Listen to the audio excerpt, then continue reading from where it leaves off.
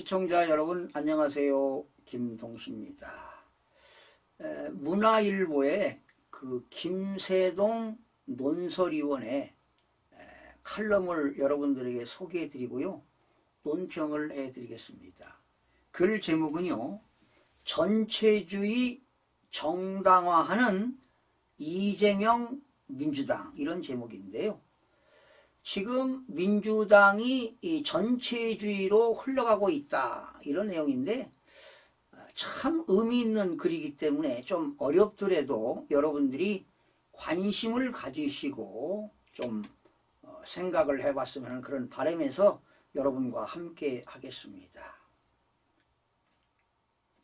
문재인 대통령 집권 이후부터 조금씩 민주성을 잃어가던 더불어민주당이 이재명 대표 체제에서 노골적으로 전체주의화하고 있다. 아주 지적을 잘했어요. 문재인 정부 시절부터 지금까지 야금야금해서 부정선거로 일관돼 가면서 오는 과정이 다 전체주의로 가는 과정입니다. 부정선거부터 이 얘기하는 거 아니에요. 부정선거. 문재인 정부 때부터 부정선거가 아주 심했잖아요.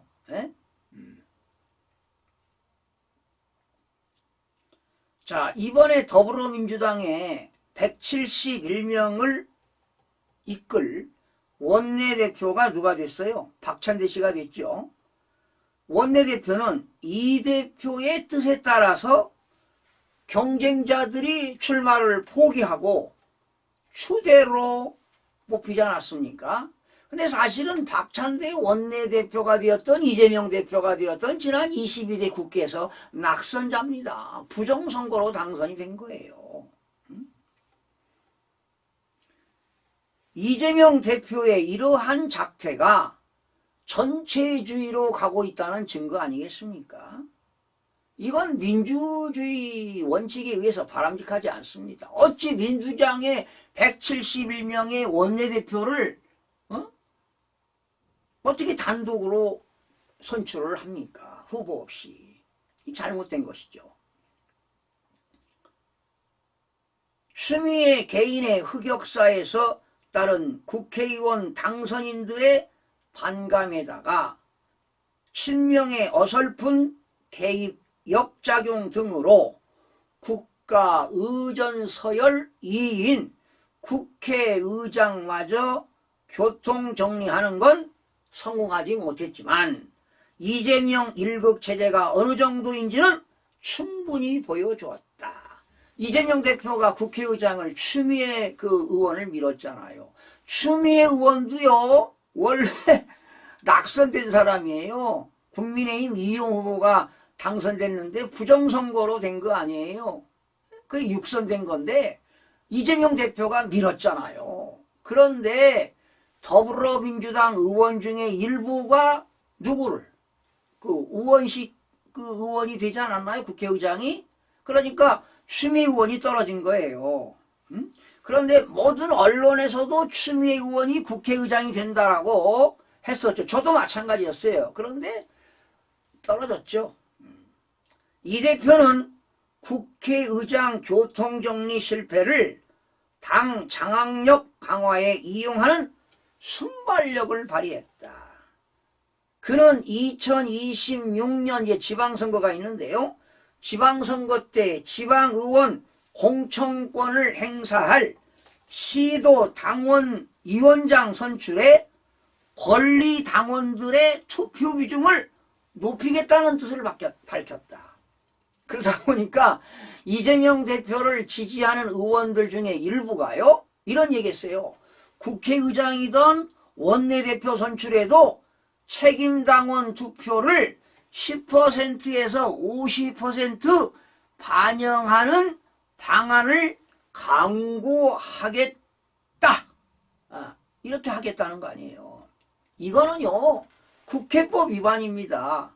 그리고 대의 민주주의에 대한 부정이에요. 우리가 국회법에 의해서 국회의장이 되었던 부의장이 되었던 대표, 교섭단체의 대표 의원을 뽑을 때도 다 국회법에 의해서 선거하는 거 아니에요? 예?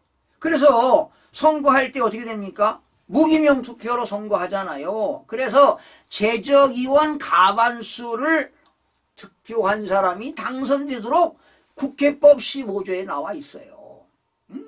국회법 위반하는 거 아니에요? 자꾸 어떻게 법을, 입법기관에 있는 그 의원들이 이렇게 법을 위반하려고 합니까? 민주당의 전체주의화를 보여주고 최고 상징적인 장면은 이재명 대표의 연임 추대론의 확산이다. 또 연임하겠다는 거 아니에요? 예? 선거를 해야지, 선거를. 단독으로 출마해서 연임하면 이건 민주주의가 아니에요. 이건 전체주의, 사회주의입니다. 이 공산국가에서 하는 얘기예요. 대선 패배에도 불구하고 이재명 대표는 석 달 뒤에 인천 계양구 보궐선거에 나와서 국회의원에 당선되고, 다시 두 달 뒤에는 2022년 8월에 당대표에 당선된 이 대표는 현직 대통령으로 여당 총재를 겸임했던 김대중 대통령 이후 처음으로 대표로 연임할 공산이 높아 보이네요. 그것도 그냥 되는 게 아니에요. 국회법에 의해서 선거로 하지도 않고 추대하겠다는 거 아니에요. 그런데 이 대표는 손사래를 칩니다. 힘들어서 안 하겠다. 친명 핵심 인사들의 말을 보면 짜고 치는 고스톱 같다. 짜고 치는 고스톱 같아요. 역력하게 나타납니다. 이 대표는 지난 3월 10일 기자회견에서 당대표는 정말 3D 현상이다.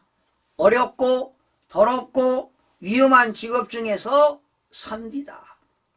억지로 시켜도 다시 하고 싶지 않다고 했다. 본인 입으로 얘기했어요. 어려워서 하기 싫다. 그런데 이달 22일 당선인들, 더불어민주당 당선인들 워크숍에서 안 하고 싶다. 엄청 대표하는 것이 피곤하다. 이런 얘기했어요. 정치적으로 나에게 득될 게 하나도 없다고 했다. 자, 이런 말이 이재명 대표의 진정성 어린 그런 발언인가 의구심이 들어갈 정도네요. 마치 당대표 연임이 자신을 희생하는 하고 싶지 않은 일인 것처럼 얘기했지요. 그러나 권력자의 속마음을 읽는데 천부적인 친명 정치인들의 움직임은 분명히 달랐다는 겁니다.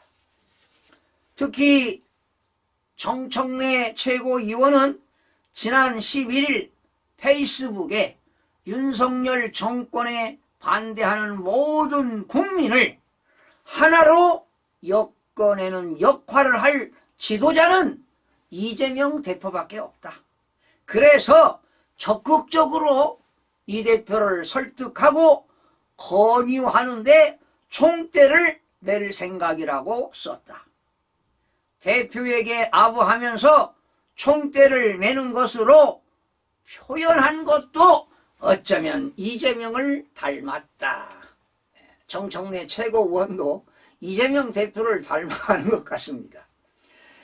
장경태 최고위원도 하루 뒤 페이스북에서 이 대표님께는 가혹하고 힘들겠지만 국민의 바람대로 21대 개혁국회를 만들기 위한 대표 연임은 필수 불가결이라며 선당 후사의 정신으로 당대표 연임을 결단해 주시길 바란다고 밝혔다.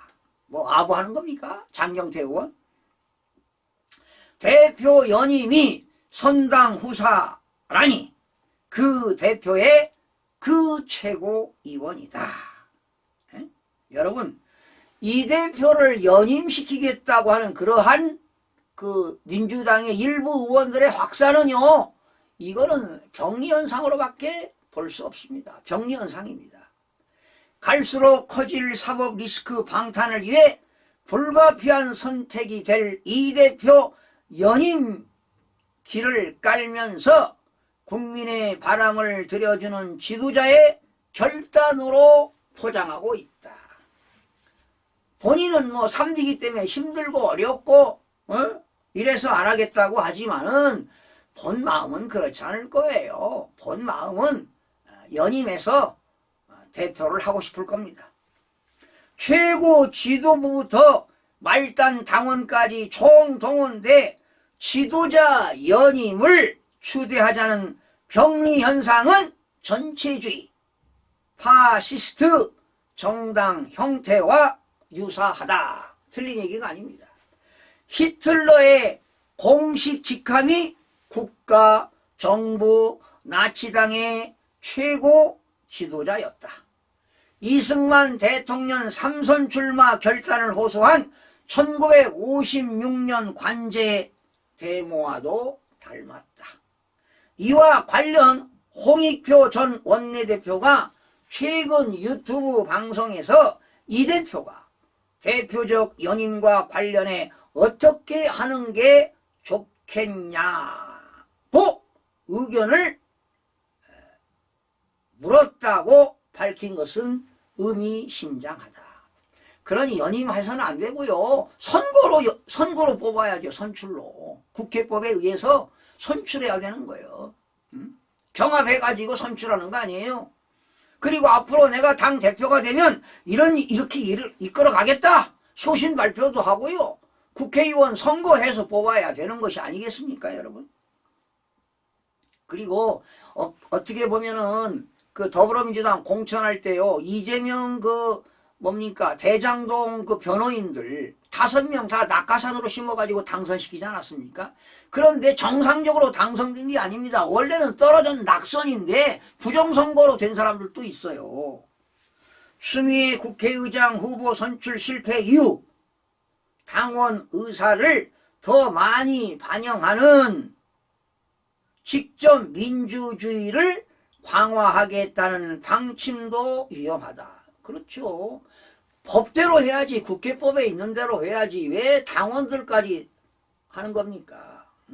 이재명은 지난 21일 자신의 유튜브 방송에서 우리는 대의제 중심의 과거형 민주주의에서 직접 민주제 중심의 미래형 민주주의로 혁신해가는 거대한 변화의 한복판에 서 있다고 했는데 견강부회다 말이야. 바로 이것은 어떤 자기에게 유리한 조건으로 맞추자고 하겠다는 의도 아닙니까, 이게? 대의민주주의 과거형이라고 일방적으로 규정한 것도 억지스럽다. 열혈 당원의 의사를 더 많이 반영하는 게 더 좋은 민주주의로 귀결되는 것도 아니다. 과거의 예를 보면 당원 직접 민주주의 강화는 독재자가 민주적으로 선출된 당 기구나 정부를 우회하거나 타도하기 위해 사용한 대중 동원 수단인 경우가 맞다. 이 틀린 얘기가 아닙니다. 여러분, 열렬 당원들을 그들이 당대표를 뽑는다? 이건 말이 안 되는 겁니다. 심지어 10%에서 많게는 50%로 하자. 일부 의원들이 지금 주장하고 있잖아요. 이건 잘못된 겁니다. 이거는. 대약진 운동으로 수천만 명의 아사자를 낸 책임을 지고 물러난 마오쩌둥. 누굽니까? 모택동이지요.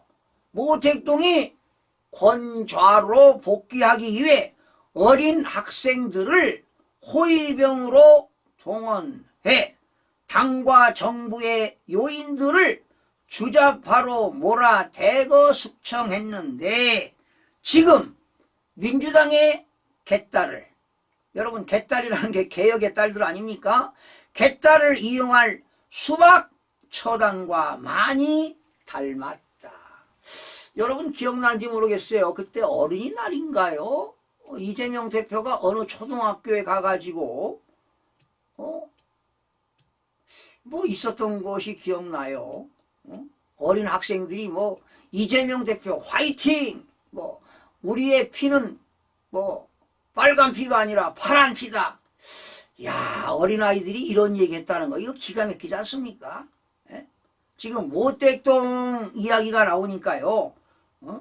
어린 학생들을 호위병으로 동원해 당과 정부의 요인들을 주접하러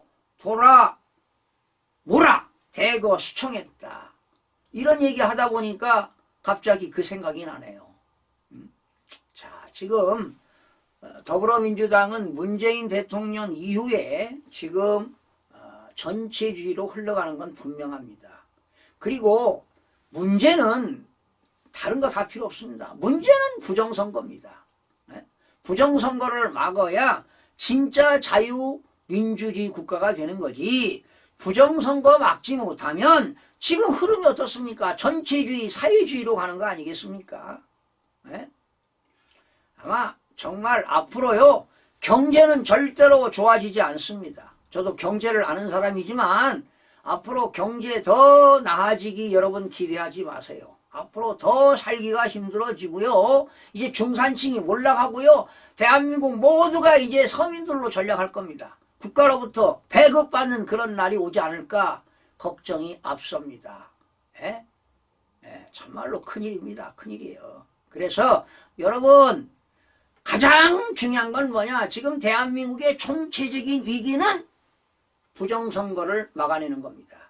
2026년 지방선거, 2027년 대통령 선거에 부정선거를 막아내는 것이 대한민국의 최고의 할 일이라고 봅니다. 국민 여러분들이 각성하고 모두가 깨어나야 됩니다. 특히 식자층들, 기식층들이 알아야 돼요. 알아야 된다고. 직접 확인해 보세요. 중앙선거관리위원회 그리고 제 방송을 앞으로 그 4월 10일부터 한 50일 동안 부정선거에 대한 각 지역별로 유조투표를 어떻게 넣는가 이거 방송 다 했으니 여러분들 한번 참고하셔서 국민들에게 많이 알려서 그런데 주위에 있는 사람들한테 부정선거 했다고 뭐 지금 이런 디지털 이런 시대에 무슨 부정선거냐고 얘기하는데 천만의 말씀입니다. 외부 세력에 의해서 중국과 북한에 의해서 부정선거가 이루어지고 있고 전산 조작 북한이 또 이 우리나라 모든 행정기관 다 해커하고 있잖아요. 중앙선거관리위원회 전자시스템도 해커를 하고 있습니다. 해커. 심지어 사전투표의 그 선거인 명부까지도 조작하고 말이죠. 이런 사태가 벌어지고 있어요. 그러니 우리나라가 지금 해야 할 일은 부정선거를 막는 겁니다. 국민들의 명령입니다. 윤석열 대통령님께서는 부정선거를 하루빨리 수사해서 부정선거 세력을 막아야 대통령이 최고로 할 일이라고 봅니다. 시청해주신 여러분 고맙습니다.